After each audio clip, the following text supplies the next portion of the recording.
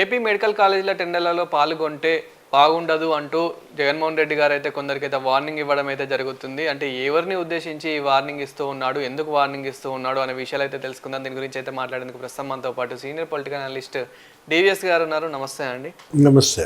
So Jaganmohan Reddy గారు అసలు ఎవరిని ఉద్దేశించి ఇలా వార్నింగ్ ఇస్తూ ఉన్నారు? అంటే ఈ మెడికల్ కాలేజ్కి సంబంధించి ఇప్పుడు ఏదైతే టెండర్స్ ఇస్తూ ఉన్నారో, సో టెండర్కి ఎవరైనా పాల్గొంటే అస్సలు బాగుండదంటూ, సో మళ్ళీ మేము అధికారంలోకి వచ్చాక అన్నీ లాక్కుంటామంటూ ఇలా కొన్ని ఈ టైప్లో అయితే మాట్లాడడం జరిగింది కదా. అసలు ఎందుకని ఇలా మాట్లాడడం జరిగింది, అంటే ఎవరిని ఉద్దేశించి వార్నింగ్ ఇస్తూ ఉన్నారు?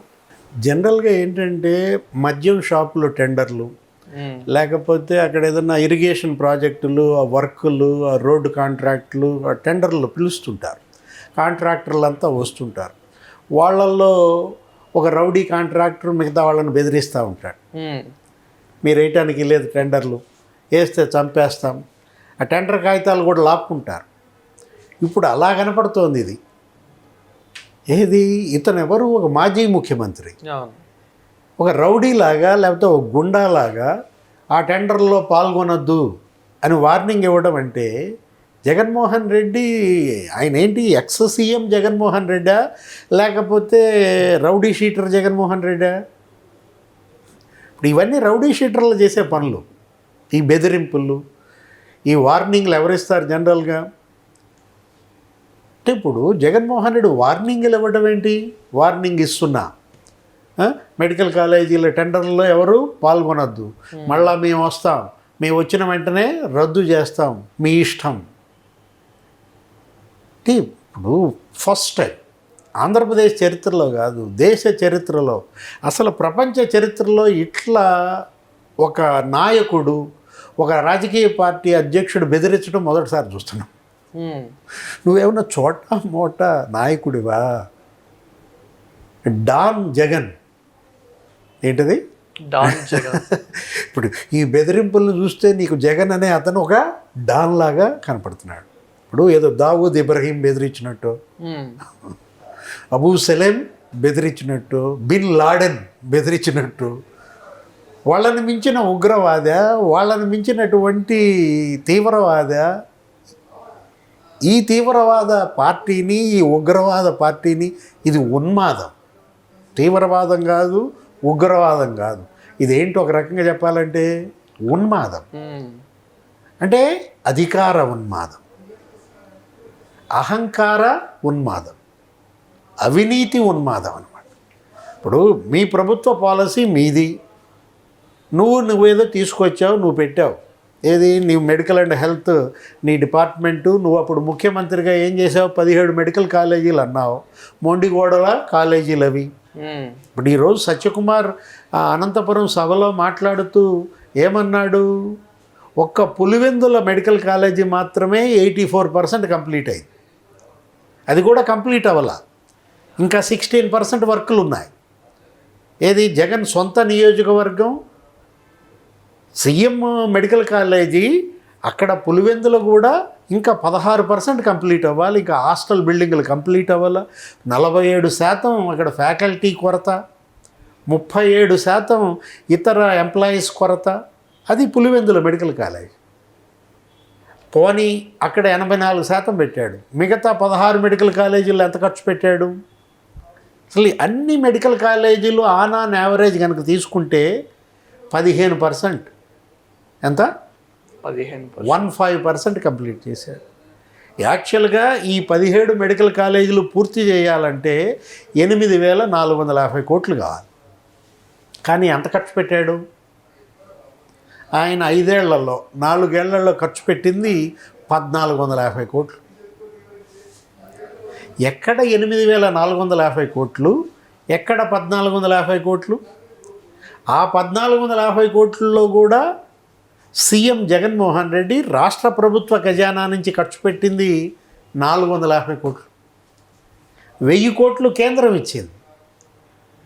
అంటే చూసావా, 450 కోట్లతో 17 మెడికల్ కాలేజీలా?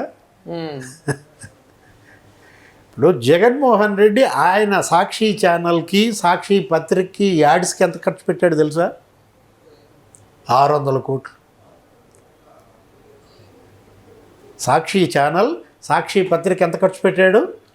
600 కోట్లు ఖర్చు పెట్టాడు. ఋషికొండ ప్యాలెస్కి ఎంత ఖర్చు పెట్టాడు? ఇప్పుడు ఋషికొండ ప్యాలెస్ అనగానే నీకు మళ్ళీ బాత్ టబ్బు లేకపోతే కమోడు గుర్తొస్తాయి. 15 లక్షలు కమోడు, లేకపోతే 36 లక్షలు బాత్ టబ్బు. ఎంత ఖర్చు పెట్టాడు? 500 కోట్లు ఖర్చు పెట్టాడు. అంటే ఋషికొండ ప్యాలెస్ మీద 500 కోట్లు ఖర్చు పెడతావు, సాక్షి ఛానళ్ళు సాక్షి పేపర్కి ఏమో 600 కోట్లు ఇస్తావు, కానీ 17 మెడికల్ కాలేజీలకి ఎంత ఇచ్చాడు? 450 కోట్లు. ఇంకా పైపేసి ఏమంటాడు? చంద్రబాబు వాటిని ప్రైవేట్ పరం చేస్తున్నాడు అంటాడు. దానికే లోకేష్ తిట్టాడు, నిన్న ఏదో ట్వీట్ కూడా చేశాడు. అసలు పీపీపీ మోడల్కి ప్రైవేటీకరణకి తేడా తెలుసా అన్నాడు. ఇప్పుడు నువ్వు గవర్నమెంట్ మెడికల్ కాలేజీలు అంటున్నావు కదా, నువ్వే మరి 50% సీట్లు అమ్ముకోవడానికి నువ్వెందుకు జీవో 107 ఇచ్చావు? జీవో 108 ఎందుకు ఇచ్చావు? ఇప్పుడు ఈ 17 మెడికల్ కాలేజీల్లో 50% సీట్లు అమ్ముకోవడానికి ఇచ్చాడు. ఒక పెద్ద స్కీమ్, సెల్ఫ్ ఫైనాన్సింగ్ స్కీమ్ అని పెట్టాడు. పెట్టింది ఎవరు? జగన్మోహన్ రెడ్డి. అంటే ఇతను జగన్మోహన్ రెడ్డి పెట్టింది 17 మెడికల్ కాలేజీలు ప్రభుత్వ మెడికల్ కాలేజీలు కావు, ప్రైవేట్ మెడికల్ కాలేజీలే ప్రభుత్వం ముసుగేస్తున్నాడు. ప్రతి స్కీమ్లో స్కామ్ ఉందంటారా? అంతే కదా. ఇప్పుడు ఈ మెడికల్ కాలేజీలు కూడా స్కామే అన్నమాట. ఇప్పుడు స్కామ్ అనగానే నాకు గుర్తొచ్చేది రజనీ స్కామ్ గుర్తొస్తుంది. విడుదల రజనీ ఆ రోజు పీజీ సీటు ఒక్కొక్కటి 5 కోట్లకు అమ్ముకుంది. 150 పీజీ సీట్లుంటే 155 ఒక 700 కోట్లు అమ్ముకున్నారన్నారు. పీజీ సీట్లు, మెడికల్ పీజీ సీట్లు అమ్ముకున్నాళ్ళు వీళ్ళకి అర్హత ఉందా చంద్రబాబును విమర్శించడానికి? ఇప్పుడు ఈ లెక్కన 400 కోట్లు ఖర్చు పెట్టుకుంటూ వెళ్తే ఆ మెడికల్ కాలేజీలు పూర్తి అవ్వాలంటే 40 ఏళ్ళు పట్టుద్ది. ఇప్పుడు వీళ్ళు స్పష్టంగా చెప్పారు 2007 కల్లా మేము 4 మెడికల్ కాలేజీలు కంప్లీట్ చేస్తాము, 27 కల్లా, 2028 కల్లా మిగతా 6 మెడికల్ కాలేజీలు కంప్లీట్ చేస్తాము, 10 మెడికల్ కాలేజీలు 2028 కల్లా కంప్లీట్ చేయాలి అని ఒక లక్ష్యంగా పెట్టుకుని వాళ్ళు పీపీపీ మోడల్ తీసుకున్నారు. ఆ పీపీపీ మోడల్ కూడా ఏంటి నీకు చెప్తోంది? 50% సీట్లు మరి ప్రభుత్వమే, మొత్తం హాస్పిటల్స్ నిర్వహణ ప్రభుత్వమే. ఇంకా ఇందులో ప్రైవేటీకరణ ఎక్కడ? అసలు జగన్మోహన్ రెడ్డి బెదిరింపులు ఏంటి, వార్నింగ్ ఇవ్వడం ఏంటి అంటే అటు పారిశ్రామికవేత్తల్ని వార్నింగ్ ఇస్తాడు, ఏపీలో పెట్టుబడులు పెట్టొద్దు, మళ్ళీ నేను ముఖ్యమంత్రి అవుతా, మళ్ళీ మిమ్మల్ని తరిమేస్తా అంటే పెట్టుబడిదారుల్ని రానివ్వడు, కంపెనీలు పెట్టనివ్వడు, మెడికల్ కాలేజీల ఆ టెండర్లు వేయటానికి ఇల్లేదంటాడు. ఇదెక్కడి నాయకుడు? ఇతనే మీ పార్టీ? ఫస్ట్ టైం చూస్తున్నాం ఇలాంటి పార్టీని, ఇలాంటి నాయకుడిని. ఆంధ్రప్రదేశ్లో వ్యాపారాలు చేయాలంటే నీకు వాటాలు ఇవ్వాలా? వాటాలు ఇవ్వకపోతే తుపాకీతో బెదిరిస్తావా? సోలార్ పవర్ ప్లాంట్ల యజమానులు ఉన్నారు, వాళ్ళని తుపాకీతో బెదిరిస్తారు.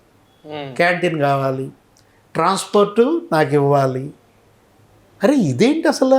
ఈ పోకడలు ముఖ్యమంత్రిగా జగన్ ఉన్నప్పుడు, వైసీపీ అధికారంలో ఉన్నప్పుడు బెదిరింపులు, వార్నింగులు, బ్లాక్మెయిలింగ్.